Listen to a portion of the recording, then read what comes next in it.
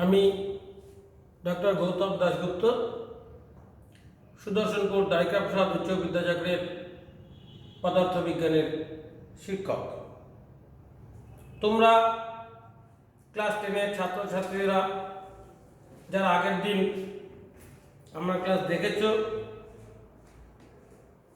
তাদের জন্যই আমরা আজকে সেকেন্ড ক্লাসের ব্যবস্থা করেছি। আজকের বিষয় কিন্তু গত দিনের মতন ফিজিক্যাল সায়েন্স,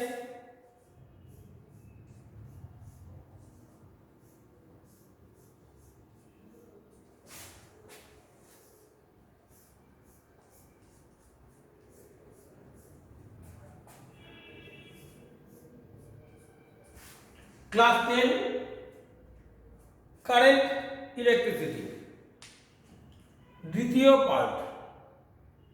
প্রথম পার্টের পরে আজকে আমরা দ্বিতীয় পার্ট শুরু করছি। প্রথমেই বলবো আমরা গতদিন কি পড়েছিলাম। গতদিন আমরা কুলম্বের সূত্র পড়েছি, তড়িৎ কোষ পড়েছি, তড়িৎ বিভব পড়েছি, তড়িৎ প্রবাহ মাত্রা পড়েছি। আজকে আমরা দ্বিতীয় পার্টে এসে ওহমের সূত্র এবং রোধ সম্পর্কে জানব।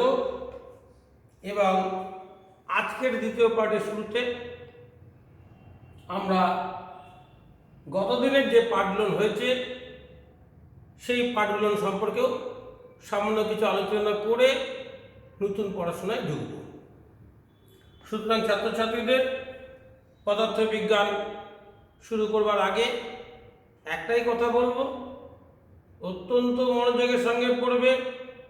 বিশেষ করে পদার্থবিজ্ঞানের সূত্র এবং সংজ্ঞাগুলো যদি সবসময় মনে রাখতে না পারো তবে কিন্তু পদার্থবিজ্ঞান ভবিষ্যতে পড়তে গিয়ে হোঁচট খাবে। এই দিকটা অত্যন্ত যত্নের সঙ্গে নজর রেখে আজকের পড়াশোনা আমার সঙ্গে তোমরা শুরু করো। আর একটা কথা শুধু বলবো যে এখানে বোর্ড ওয়ার্ক অত্যন্ত ইম্পর্টেন্ট। তোমাদের যদি বোর্ড ওয়ার্কে বিষয়বস্তু দেখতে একটু অসুবিধা হয়, ছোট মনে হয়, সেখানে গিয়ে ভিডিওটাকে পজ করবে। পজ করে ওই জায়গাটায় বোর্ডকে একটু জুম করে নেবে, জুম করে খাতা নিয়ে খাতায় লিখে লিখে পড়াশোনা করবে। আমার ধারণা তোমরা যদি এর সঙ্গে থাকো খুব শিগগিরই পদার্থবিজ্ঞানের যে নিবিড় জায়গাটা সেই জায়গাটা তোমাদের রপ্ত হবে। তো ছাত্রছাত্রীরা আমরা আজকের পড়াশোনা শুরু করছি। প্রথমেই আমরা শুরু করব গত দিনের পড়াশোনা তড়িৎ কোষ সম্পর্কে আরেকবার আলোচনা করে নিই। কেন আমি বারবার বলি যে তড়িৎ কোষ সম্পর্কে যদি সঠিক ধারণা না থাকে তবে কিন্তু তড়িৎ প্রবাহ মাত্রা জায়গাটা একটু অসুবিধাই হয়ে থাকে। সেই জন্য আমরা ওখান থেকে আজকে পড়াশোনা শুরু করব। তড়িৎচালক বল, আভ্যন্তরীণ রোধ গতকাল বলেছি গত লেসনে। আজকে ওগুলো আবার খুব সংক্ষেপে বলবো, তোমরা যত্ন করে শুনবে।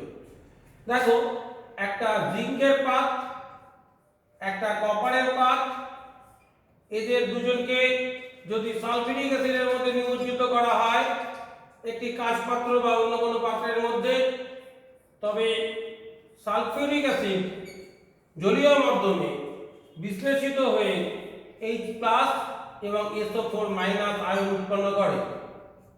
তোমরা জানো জিঙ্কের পাত যখন সালফিউরিক অ্যাসিডের মধ্যে নিমজ্জিত হয়, জিঙ্কের পাত থেকে Zn++ আয়নগুলি দ্রবণের মধ্যে বেরিয়ে আসে। ফলে জিঙ্কের পাতটি ক্রমশ ঋণাত্মক তড়িতায়িত হয়ে পড়ে। এই Zn++ আয়নগুলি SO4- কে আকর্ষণ করে এবং H+ কে বিকর্ষণ করে। ফলে H+ আয়নগুলি কপার পাতের দিকে যায় এবং ZnSO4 নিস্তড়িত অণু গঠিত হয়। কপার পাতে H+ আয়নগুলি তার আধান দান করলে মুক্ত হাইড্রোজেন অণু বুদবুদ আকারে বেরিয়ে চলে যায় এবং কপার পাতটি ক্রমশ ধনাত্মক তড়িতায়িত হয়ে পড়ে। এইভাবে অল্প সময়ের মধ্যেই জিঙ্কের পাত এবং কপার পাত ক্রমশ ঋণাত্মক তড়িৎ এবং ধনাত্মক তড়িতাহিত হয়ে পড়ে এবং এদের মধ্যে বিভব বৈষম্য দ্বারায় গতদিন বলেছিলাম কত 1.08 ভোল্ট। এটি একটি সরল ভোল্টীয় কোষ, লেকল্যান্স কোষ, নির্জন কোষ, ডানিয়েল কোষ বা সঞ্চয়ক কোষে এই তড়িৎচালক বলের পরিমাণ ভিন্ন ভিন্ন হয়। এবার আমরা আসছি তড়িৎচালক বল কাকে বলে। এখানে কি হলো, এখানে যখনই জিঙ্কের পাত কপার পাত সালফিউরিক অ্যাসিডের মধ্যে নিমজ্জিত হলো, সঙ্গে সঙ্গে এখানে রাসায়নিক শক্তি খরচ করে Zn++ আয়নগুলি দ্রবণের মধ্যে চলে এলো এবং কিছু সময়ের মধ্যেই এখানে একটা বিভব বৈষম্য তৈরি হলো। অর্থাৎ আমরা দেখতে পাচ্ছি কোষের ভিতরে রাসায়নিক শক্তি খরচ করে তড়িৎ শক্তি উৎপন্ন হচ্ছে। এবার যদি আমরা এই কোষের দুটি পাতকে বহিঃবর্তনীতে একটি পরিবাহী তার দ্বারা যুক্ত করে দিই,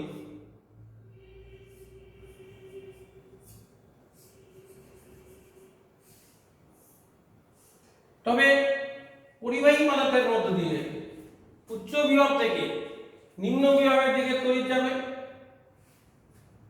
এই অবস্থায় একক ধনাত্মক আধানকে তড়িৎ বর্তনী থেকে কোনো একটি বিন্দু থেকে সম্পূর্ণ ঘুরিয়ে পুনরায় ওই বিন্দুতে নিয়ে আসতে যে পরিমাণ কৃতকার্য হয় তাকে একটি তড়িৎ কোষের তড়িৎচালক বল বলে। এখানে তোমাদেরকে একটু বলে রাখি যে এই দুই পাতের মধ্যে যে বিভব বৈষম্য তৈরি হয় আর এই কোষের মধ্যে যে তড়িৎচালক বল উৎপন্ন হয়, বিভব বৈষম্য তড়িৎচালক বলের থেকে সামান্য কম হয়। তার কারণ যখন একক ধনাত্মক আধান কোন একটি বিন্দু থেকে সম্পূর্ণ বর্তনী কমপ্লিট করে পুনরায় ওই বিন্দুতে ফিরে আসে, সেই সময় কোষের ভিতর দিয়ে তড়িৎ যাওয়ার সময় কোষের তরল যে বাধা দেয়, সেই বাধা দানের জন্য এখানে কিছু শক্তি নষ্ট হয়। একে আমরা বলি নষ্ট ভোল্ট।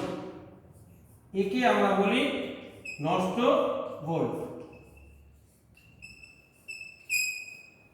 এবং কোষের তরল এই তড়িৎ চলাচলে যে বাধা দান করে তাকে আমরা বলি কোষের অভ্যন্তরীণ রোধ। গত পড়াশোনায় আমরা বলেছি যে এই অভ্যন্তরীণ রোধের পরিমাণ ভিন্ন ভিন্ন কোষের ক্ষেত্রে বিভিন্ন হয়। তাহলে আমরা তড়িৎ কোষ পড়লাম।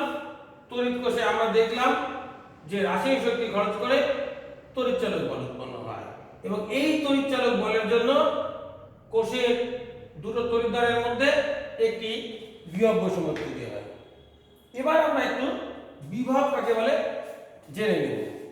আমরা যখন স্থির তড়িৎ আরেকটু বিস্তারিতভাবে করব তখন দেখব আমরা কোন একটি বিন্দুতে যদি কিছু পরিমাণ আধান থাকে, কোন একটি বিন্দুতে যখন কিছু পরিমাণ আধান থাকে, সেই আধানের জন্য সেই আধানের চতুর্দিকে একটি তড়িৎ ক্ষেত্র তৈরি হয়। এই আধানের চতুর্দিকে একটি তড়িৎ ক্ষেত্র তৈরি হয়। তড়িৎ ক্ষেত্র মানে একক ধনাত্মক তড়িৎ আধানের উপরে যে বল, তাকেই আমরা তড়িৎ ক্ষেত্র বলছি। এই তড়িৎ ক্ষেত্রের জন্য অসীম দূরত্ব থেকে একটি একক ধনাত্মক আধানকে তড়িৎ ক্ষেত্রের কোনো বিন্দুতে নিয়ে আসতে যে পরিমাণ কাজ হয় তাকেই আমরা বলবো ওই বিন্দুর বিভব। আবার বলছি, কোন স্থানে যদি কিছু পরিমাণ তড়িৎ থাকে, সেই তড়িতের চতুর্দিকে একটি তড়িৎ ক্ষেত্র তৈরি হয়। এই তড়িৎ ক্ষেত্রের কারণে অসীম দূরত্ব থেকে একটি একক ধনাত্মক তড়িতাধানকে খুব মন দিয়ে মুখস্থ করবে একক ধনাত্মক তড়িৎদান কি অসীম দূরত্ব থেকে তড়িৎ ক্ষেত্রের কোনো বিন্দুতে আনতে যে পরিমাণ কাজ হয় তাকে ওই বিন্দুর বিভব বলে এবং এই বিভবের পরিমাণ গিয়ে দাঁড়ায় ভি সমান সমান কিউ বাই আর, যেখানে আর হলো এই বিন্দু তড়িৎদান থেকে এই বিন্দুর দূরত্ব। সুতরাং কোন তড়িৎদান থেকে আর দূরত্বে কোন বিন্দুতে বিভবের পরিমাণ দাঁড়ায় ভি সমান সমান কিউ বাই আর। যদি এসআই পদ্ধতিতে করি এটা হবে 1/4 pi epsilon into q by r. তাহলে ছাত্রছাত্রীরা আমাদের এখানে যে তড়িৎ কোষ রয়েছে, তড়িৎ কোষের তড়িৎদ্বারে এই বিন্দুতে একটি ধনাত্মক বিভব, এই বিন্দুতে একটি ঋণাত্মক বিভব তৈরি হয়। এই ধনাত্মক বিভব এবং ঋণাত্মক বিভবের মধ্যে যে পার্থক্য তাকে আমরা বলি বিভব পার্থক্য।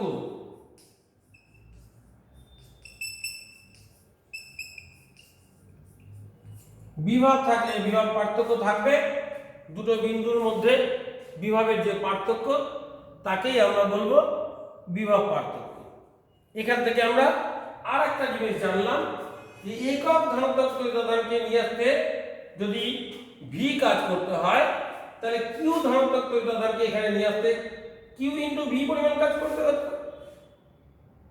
সুতরাং কিউ ইন্টু ভি সমান ডাব্লিউ হতো। সেক্ষেত্রে আমরা বলতে পারি যদি কিউ আধানকে কোনো বিন্দুতে নিয়ে আসতে মোট কৃতকার্য ডাব্লিউ হয় তাহলে একক আধানকে নিয়ে আসতে কৃতকার্য হবে ভি সমান সমান ডাব্লিউ বাই কিউ। ভালো করে খেয়াল করো আরেকবার, কিউ আধানকে কোনো বিন্দুতে নিয়ে আসতে যদি ডাব্লিউ পরিমাণ কাজ হয় তাহলে একক আধানকে নিয়ে আসতে কৃতকার্য হবে ডাব্লিউ বাই কিউ, তাকেই আমরা বলবো বিভব।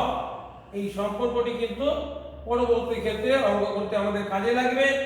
এই সম্পর্কটি আমাদের কখনো কখনো অঙ্ক করতে কাজে লাগবে। সম্পর্কগুলো মুখস্থ হয়ে যাবে যখন তোমরা সংজ্ঞাগুলো এবং সূত্রগুলো মন দিয়ে মুখস্থ করে নেবে।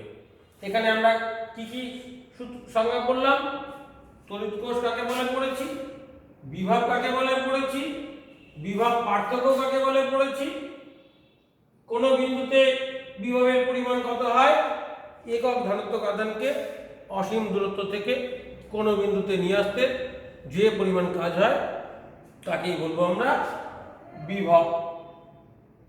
এবার আমরা চলে আসি প্রবাহ মাত্রা। প্রবাহ মাত্রা সম্পর্কে তোমাদের একটু ধারণা আছে। এখানে দেখো তোমরা, আমরা টি সময়ে এখানে একটা পরিবাহী ধরে নাও। এই পরিবাহীর মধ্যে তোমরা জানো প্রচুর মুক্ত ইলেকট্রন রয়েছে। যে সমস্ত পদার্থের মধ্যে প্রচুর মুক্ত ইলেকট্রন রয়েছে তারাই পরিবাহী। এই পরিবাহীর মধ্যে মুক্ত ইলেকট্রনগুলি গ্যাসের ন্যায় আচরণ করে, অর্থাৎ এরা ইতস্তত বিক্ষিপ্ত চতুর্দিকে ছোটাছুটি করে। এই ছোটাছুটির কারণে একটা পরিবাহী পদার্থের মধ্য দিয়ে ইলেকট্রনের মোট প্রবাহ মাত্রা হয় 0। কিন্তু যখন একটা পরিবাহীর দুই প্রান্তে বিভব বৈষম্য প্রয়োগ করা হয়, অর্থাৎ এখানে যদি ভি এ এখানে যদি ভি বি বিভব দেওয়া হয়, তাহলে এই বিভব বৈষম্যের কারণে এই ইলেকট্রনগুলি উচ্চ বিভব থেকে নিম্ন বিভবের দিকে একটি গতিতে চলাচল শুরু করে। এর ফলে টি সময়ে কোন পরিবাহী পদার্থের মধ্য দিয়ে যদি কিউ পরিমাণ তড়িৎ যায়, টি সময়ে কোন পরিবাহী পদার্থের মধ্য দিয়ে কোন নির্দিষ্ট ক্ষেত্রফল অতিক্রম করে যদি কিউ পরিমাণ তড়িৎ চলে যায়, তাহলে আমরা বলতে পারি যে টি সময়ে কিউ পরিমাণ তড়িৎ গেল। সুতরাং 1 সেকেন্ডে কতগুলি তড়িৎ গেল, টি সময়ে নির্দিষ্ট ক্ষেত্রফল অতিক্রম করে যাওয়া আধানের পরিমাণ যদি কিউ হয়, তাহলে 1 সেকেন্ডে কত যাবে, কিউ বাই টি। একেই বলি আমরা প্রবাহ মাত্রা, একেই বলি আমরা প্রবাহ মাত্রা। এরপরে প্রবাহ মাত্রা হলো বিভব, হলো বিভব পার্থক্য, হলো বিভবের একক কি? বিভবের একক হলো ভোল্ট। এসআই পদ্ধতিতে বিভবের একক হলো ভোল্ট। এই যে এখানে বলেছিলাম একক ধনাত্মক উপাদান, এটা যদি 1 কুলম্ব হয় আর এখানে যে পরিমাণ কাজ যদি 1 জুল হয়, কাজের পরিমাণ যদি 1 জুল হয়, আধানের পরিমাণ যদি 1 কুলম্ব হয়, তাহলে 1 জুলকে 1 কুলম্ব দিয়ে ভাগ করলে একই হবে। একে আমরা বলি 1 ভোল্ট। অর্থাৎ অসীম দূরত্ব থেকে একক ধনাত্মক আধানকে তড়িৎ ক্ষেত্রের কোনো বিন্দুতে আনতে যদি 1 জুল কৃতকার্য হয়, তবে ওই বিন্দুর বিভবকে 1 ভোল্ট বলে। বিভবের সিজিএস একককে বলি আমরা ইএসইউ বিভব। বিভবের আরেকটি একক রয়েছে, তাকে বলি আমরা ইএমইউ বিভব। সম্পর্ক দুটি কাজে লাগবে, তোমরা মনে রাখবে। 1 ইএসইউ বিভব সমান 300 ভোল্ট এবং 1 ভোল্ট সমান 10⁸ ইএমইউ বিভব। 1 ভোল্ট সমান 10⁸ ইএমইউ বিভব। আমরা তাহলে এবার নেক্সট পড়ায় চলে আসি। এগুলো আমাদের হয়েছে বিভব, আমরা বুঝলাম, বিভব পার্থক্য বুঝেছি, তড়িৎ কোষ বুঝেছি, আমরা প্রবাহ মাত্রা কাকে বলে বুঝলাম। এবার আমরা চলে আসবো ওহমের সূত্র। আমাদের আজকের পড়াতে এতক্ষণে ঢুকলাম আমরা। তোমরা বুঝতেই পারছো যে পদার্থবিজ্ঞানের রিভিশন কি ইম্পর্টেন্ট। আমি এতক্ষণ গত দিনের পড়া সম্পর্কে আর একবার আলোচনা করে নিলাম। এখন আমরা আজকের পড়াশোনা, নতুন পড়াশোনা ওহমের সূত্রতে আসবো। একটু আগে তোমরা শুনলে যে একটি পরিবাহী পদার্থ, তার মধ্যে যদি বিভব বৈষম্য প্রয়োগ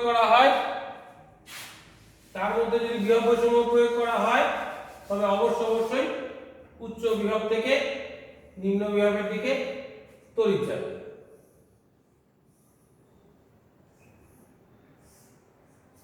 উচ্চ বিভব থেকে নিম্ন বিভবের দিকে তড়িৎ যাবে কখন? যখন একটি পরিবাহী পদার্থের দুই প্রান্তে বিভব বৈষম্য তৈরি হবে এবং VA > VB হবে, তখন উচ্চ বিভব থেকে নিম্ন বিভবের দিকে তড়িৎ যাবে। এখন কথা হচ্ছে, যদি উষ্ণতা এবং অন্যান্য ভৌত অবস্থা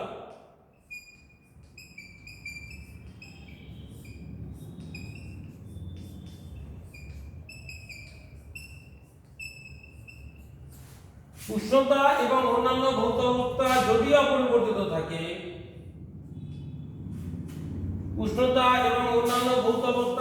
অপরিবর্তিত থাকে,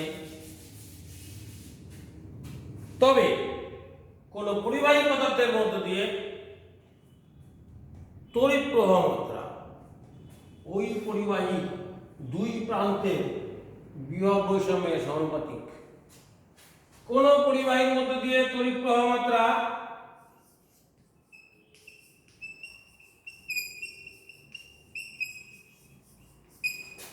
ওই পরিবাহীর দুই প্রান্তের বিভব বৈষম্যের সমানুপাতিক। সমানুপাতিক তোমরা জানোই, এখানে বিভব বৈষম্য কত হবে? VA - VB। ওহম বলছে উষ্ণতা এবং অন্যান্য ভৌত অবস্থা অপরিবর্তিত থাকলে কোন পরিবাহীর মধ্যে দিয়ে প্রবাহ মাত্রা I ওই পরিবাহীর দুই প্রান্তের বিভব বৈষম্য VA - VB এর সমানুপাতিক হবে। অর্থাৎ আমরা বলতে পারি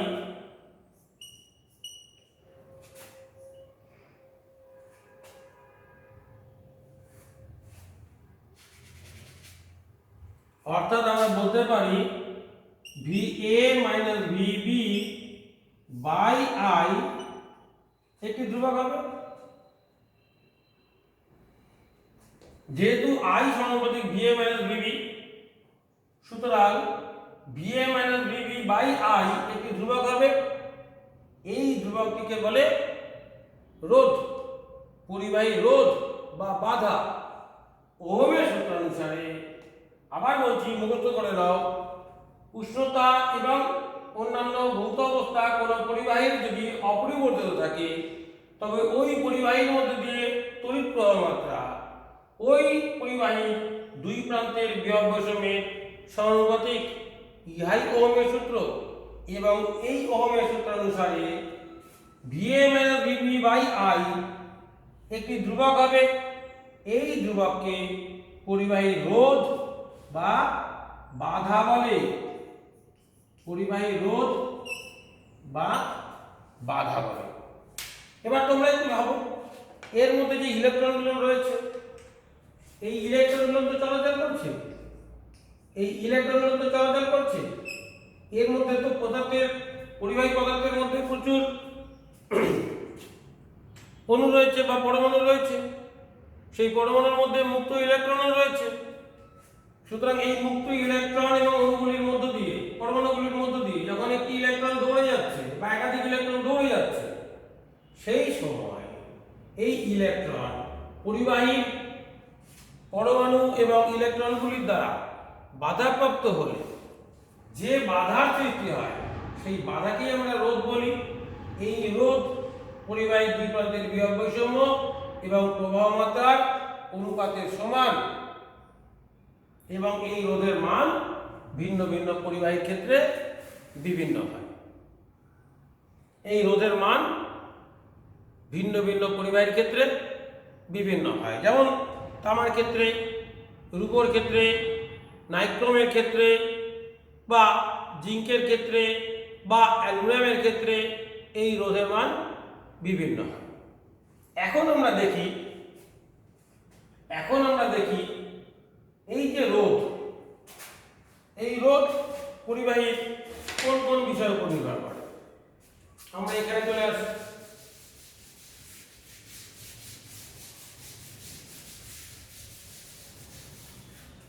পরিবাহী রোধ পরিবাহীর কোন কোন বিষয়ের উপর নির্ভর করে।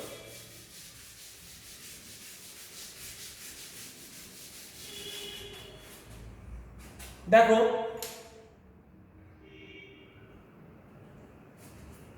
এই যে পরিবাহী, এই পরিবাহীতে দৈর্ঘ্য রয়েছে, এর প্রস্থচ্ছেদের ক্ষেত্রফল রয়েছে। আমরা দেখেছি পরিবাহীর রোধ, পরিবাহীর দৈর্ঘ্য যত বাড়ে তত বেড়ে যায় যখন ক্ষেত্রফল এবং পরিবাহীর উপাদান অপরিবর্তিত থাকে। আবার পরিবাহীর রোধ পরিবাহীর ক্ষেত্রফলের ব্যস্তানুপাতিক যখন দৈর্ঘ্য আর উপাদান স্থির থাকে। দৈর্ঘ্য এবং উপাদান যখন স্থির থাকে, পরিবাহী রোধ পরিবাহীর ক্ষেত্রফলের ব্যস্তানুপাতিক। দৈর্ঘ্য এবং উপাদান যখন স্থির থাকে, পরিবাহী রোধ পরিবাহীর ক্ষেত্রফলের ব্যস্তানুপাতিক। ক্ষেত্রফল এবং উপাদান যখন অপরিবর্তিত থাকে, পরিবাহী রোধ পরিবাহীর দৈর্ঘ্যের সমানুপাতিক। অর্থাৎ দৈর্ঘ্য বাড়লে পরিবাহীটার দৈর্ঘ্য যদি বেড়ে যায়, পরিবাহীটির রোধ কমে যায়। আর পরিবাহীটির ক্ষেত্রফল, পরিবাহীটি যদি মোটা হয়, আরো মোটা হয়, পরিবাহীর ক্ষেত্রফল বাড়বে, রোধ কমবে। এখান থেকে যৌগিক ভেদের নিয়ম যদি আমরা ব্যবহার করি, আমরা বলবো R সমানুপাতিক L/A বা R সমান সমান রো ইন্টু L/A। যৌগিক ভেদের নিয়ম থেকে তোমরা বুঝতেই পারছো, এখানে রো একটি ধ্রুবক হবে। এই রোকে আমরা কি বলি? এই রোকে আমরা বলি রোধাঙ্ক।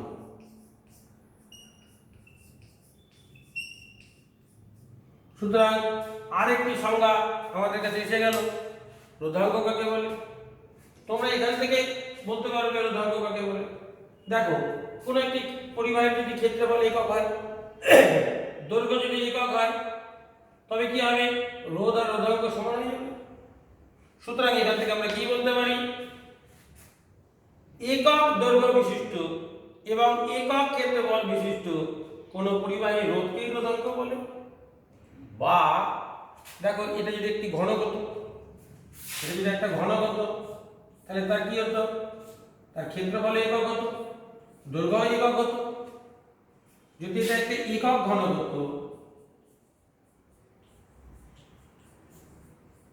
তবে আমরা বলতাম যেহেতু একক ঘনকের ক্ষেত্রফল এক, দৈর্ঘ্য এক, সেই জন্য আমরা বলি একটি একক ঘনকের রোধকেই রোধাঙ্ক বলে।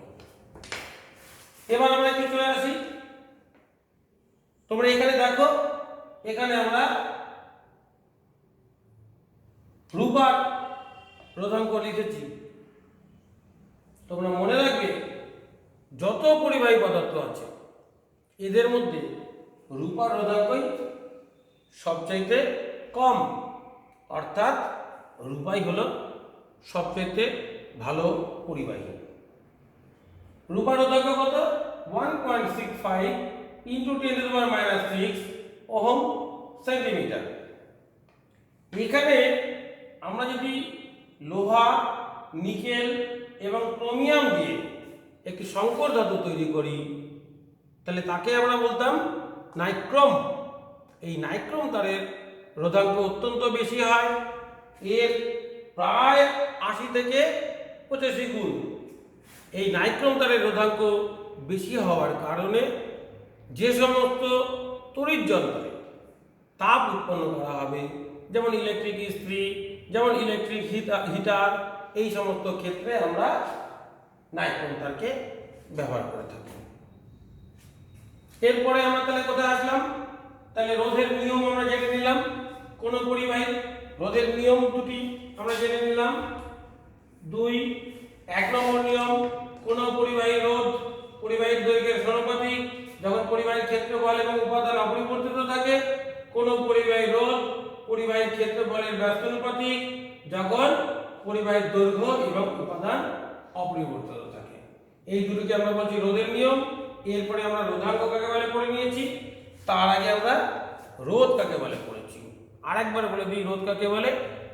কোন পরিবাহীর দুই প্রান্তে যদি বিভব বৈষম্য প্রয়োগ করা হয়, তবে ওর মধ্যে দিয়ে তড়িৎ প্রবাহিত হবে। এক্ষেত্রে বিভব বৈষম্য এবং প্রবাহ মাত্রার অনুপাতকেই পরিবাহী রোধ বলে।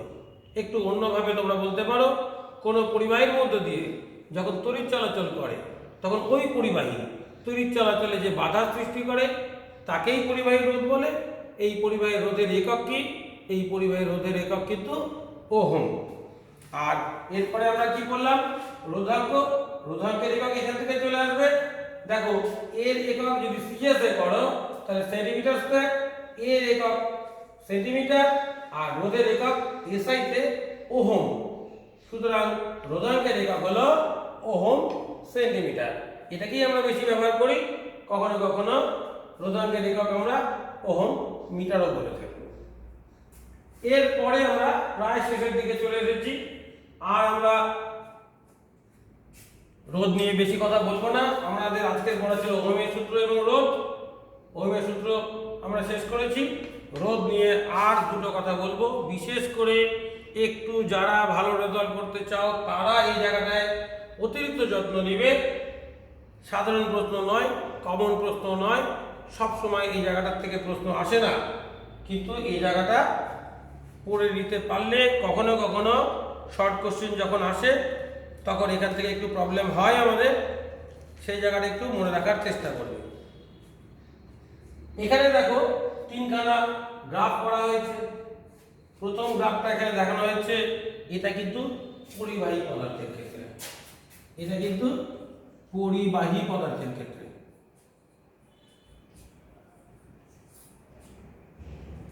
এটা কিন্তু অর্ধ পরিবাহী পদার্থের ক্ষেত্রে।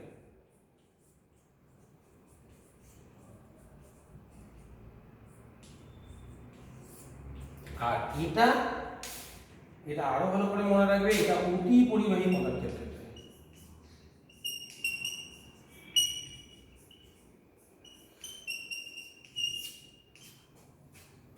আমরা পুরোনো পড়াগুলো একটু মুছে দিই, তাহলে আমাদের বুঝতে সুবিধা হবে।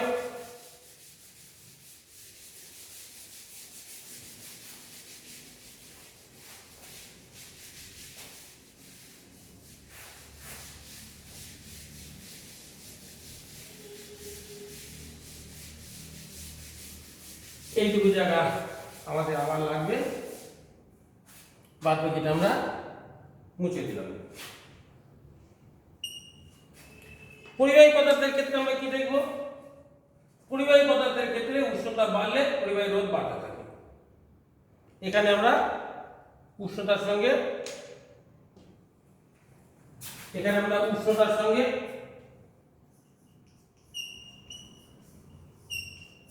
রোধাঙ্ককে আমরা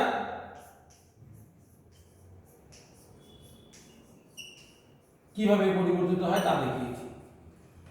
এখানে যে গ্রাফ তিনটা আছে, সেই তিনটে গ্রাফেই উষ্ণতার সঙ্গে রোধাঙ্ক, উষ্ণতার সঙ্গে রোধাঙ্ক, উষ্ণতার সঙ্গে রোধাঙ্ক কিভাবে পরিবর্তিত হয় তা দেখিয়েছি। দেখো তোমরা এখানে পরিষ্কার দেখা যাচ্ছে 0 ডিগ্রি সেন্টিগ্রেড উষ্ণতার পর উষ্ণতা বাড়লে পরিবাহী রোধ বাড়ে। 0 ডিগ্রি সেন্টিগ্রেড উষ্ণতার আগেও কিন্তু উষ্ণতা বাড়লে পরিবাহী রোধ বাড়ে পরিবাহী পদার্থের ক্ষেত্রে। অর্ধ পরিবাহী ক্ষেত্রে কিন্তু এই ঘটনা ঘটে না। অর্ধ পরিবাহী পদার্থের ক্ষেত্রে আমরা দেখতে পাই যে উষ্ণতা যখন বাড়ে ধীরে ধীরে ধীরে ধীরে ধীরে ধীরে রোধ কমছে। রোধাঙ্ক যত উষ্ণতা কম, রোধাঙ্ক খুব বেশি। পরে উষ্ণতা যত বাড়ছে রোধ তত কমছে।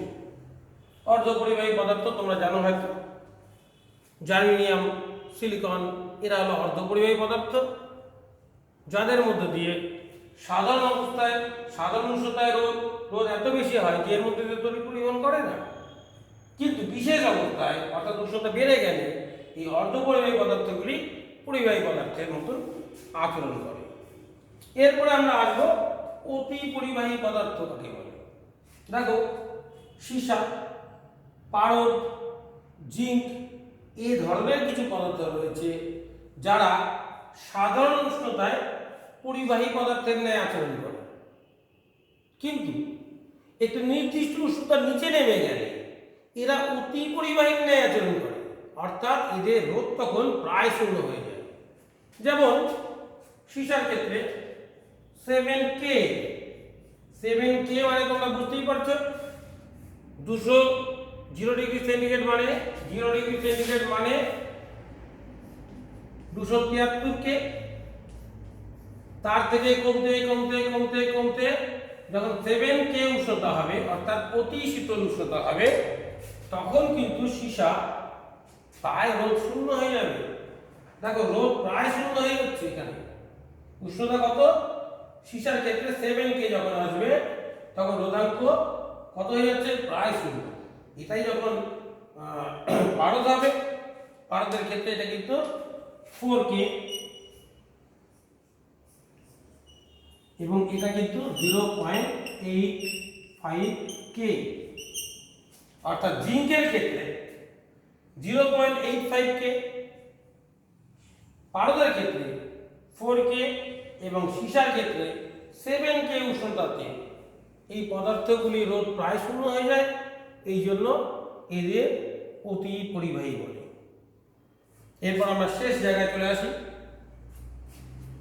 ক্লাস 10 কারেন্ট ইলেকট্রিসিটি এর দ্বিতীয় পার্ট পড়াশোনা হচ্ছে। দ্বিতীয় পার্টের একদম শেষ জায়গায় আমরা সেখানে এসে আমরা কোন একটি পরিবাহী এর রোধ বাইরে কোন কোন বিষয়ের উপর নির্ভর করে তা আমরা আলোচনা করব। পরিবাহী রোধ বাইরের কোন কোন বিষয়, যেমন ধরো উষ্ণতা,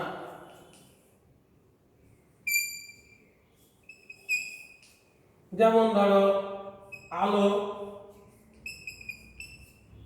চাপ, চৌম্বক ক্ষেত্র,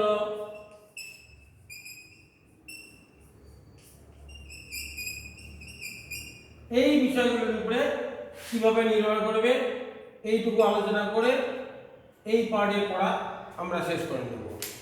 প্রথমেই বলি, একটি পরিবাহী রোধ উষ্ণতা বাড়লে বাড়তে থাকে। কোন নিয়মে বাড়ে? 1 plus alpha t plus beta t square plus gamma t cube ইত্যাদি। উষ্ণতা বাড়লে কোনো পরিবাহী রোধ বাড়তে থাকে, এই সমীকরণ অনুযায়ী এখানে দেখা যাচ্ছে উষ্ণতা বাড়লে পরিবাহী রোধ বাড়তে থাকে। এরপর আমরা আসবো আলো। সব ক্ষেত্রে নয়, সেলেনিয়াম। সেলেনিয়াম আমরা বাংলায় লিখি সেলেনিয়াম। এর ক্ষেত্রে আলোর তীব্রতা যত বাড়ে, সেলেনিয়ামের ক্ষেত্রে তত রোধ কমে যায়।